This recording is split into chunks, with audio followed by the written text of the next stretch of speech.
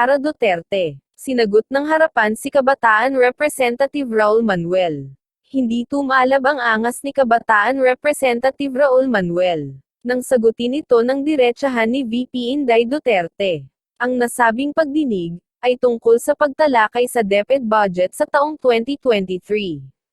Umattend sa budget hearing si VP Inday Duterte kasama ang ibang DepEd officials. Hindi maiwasang mapansin ang matarayin na ugali ni Rep. Raoul Manuel sa mga DepEd officers. Hindi naman ito pinalampas ni VP Inday at agad na supalpal at diretsahang sinagot ang mga tanong nito. Okay, sige. I'll just leave this final question. Then, depende na lang po sa DepEd kung masasagot. In case there will be an amendment in the NEP to realign confidential funds and good governance programs to specific itemized programs in education, kagaya ng provision ng school supplies, will DepEd be willing and able to utilize such funds? Yun na lang, Madam Chair. Maraming salamat. The recruitment to terrorism, active shooter copycats and active shooter issues and problems, recruitment in insurgency, recruitment of children in illegal criminal activities, the drug use of DepEd personnel and drug involvement of learners, the success of projects, activities, and programs depend upon very good surveillance and intelligence. Dahil hindi po ninyo matatarget kung sino ang isasolusyon ninyo kapag hindi po kayo nakagather ng credible intelligence and surveillance sa mga problema na gusto nating solusyonan sa loob ng Department of Education. I'll direct the question to the official in charge of Last finance. question. We can have a short manifestation to close. Okay, sige. I'll just leave this final question. Then, depende na lang po sa DepEd kung masasagot. In case there will be an amendment in the NEP to realign confidential funds and good governance programs to specific itemized programs in education, kagaya ng provision ng school supplies, will DepEd be willing and able to utilize such funds? Yun na lang, Madam Chair. Maraming salamat. Salamat, Rep. Manuel. Madam Secretary. Yes, opo. I'd like to add to the answer of Yusek Cabiola. We're actually done with the review. We are currently presenting it. We initially presented it to the MANCOM, EXECOM, and then we will present it to other sectors from the government and the private sector as well.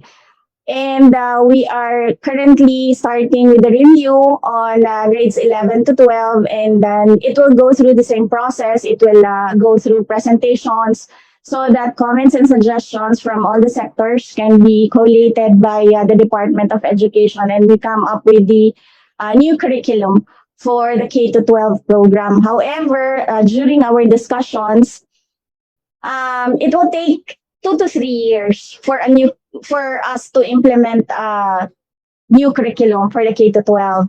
And I am trying to push the curriculum and instruction strand to do it in 1 year, and we will update you on that if we will be able to implement a new curriculum in a year or two. We're talking about academic school year.